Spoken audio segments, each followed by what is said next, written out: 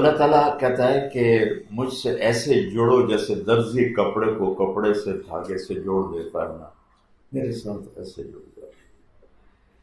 پھر اس میں بڑی تسلی ہے، بہت بڑی تسلی ہے۔ کپڑا جب سل جاتا ہے تو پھٹتا نہیں ہے، پھٹتا کہ نہیں پھٹتا؟ بولو بھائی، پھٹتا ہے۔ ہم کیا کرتے ہیں؟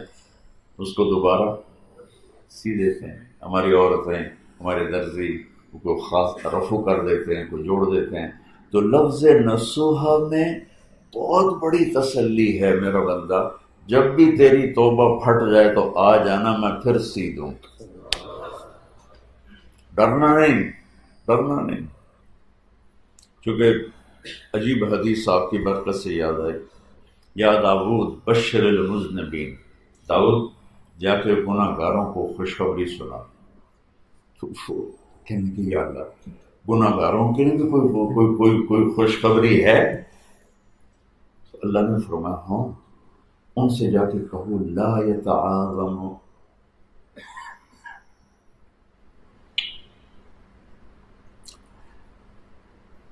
ان سے جا کر کہو لا یتعاظم علی ذنب ان اغفر، میرے بندو جتنے بڑے مرضی گناہ کر لو، میرے لیے معاف کرنا مسئلے کو۔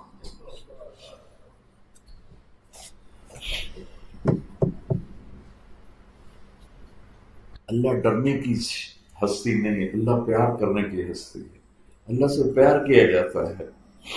آپ کو ایک عجیب حدیث سنوں، میرے نبی نے فرمایا جو دن میں 70 دفعہ توبہ توڑے اور پھر معافی مانگے تو اللہ کا محبوب ہی رہے گا، نافرمان نہیں ہوگا۔ یہ حدیث کے الفاظ ہیں۔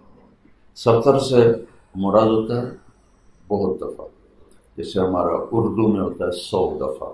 100 دفعہ سے مراد ہوتا ہے میں بہت دفعہ سمجھایا تم نہیں سمجھو، تو 70 کا عربی میں یہی مطلب ہے، بہت دفعہ۔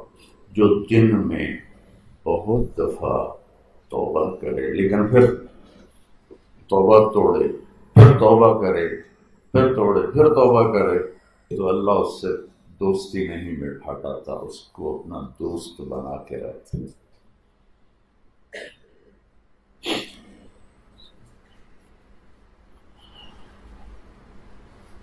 جاوید چودھری صاحب ہمارے اچھے کالم نگار ہیں، ان سے میری اچھی دوستی۔ انہوں نے مجھے فون کیا کہ مولانا آپ لوگوں کو گناہ پہ دلیر بنا رہے ہیں۔ میں کہا کیسے؟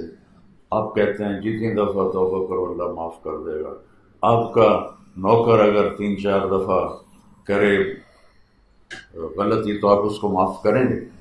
میں نے کہا یار جاوید چودھری تو اتنا پڑھا لکھا آدمی اور ایسی بے وقوفی کی بات کر رہا، تم نے اللہ اور طارق جمیل کو ایک کر دیا، تم نوکر کہتے ہو؟ میں نے کہا میرا بیٹا میری نافرمانی کرے گا میں گھر سے نکال دوں گا، وہ اللہ ہے۔ لا تضرہ الذنوب ولا تنقصہ المغفرہ، کہ جسے گناہوں کے کرنے سے اس کو کوئی نقصان نہیں ہوتا اور معاف کرنے سے اس کی رحمت میں کمی نہیں آتی۔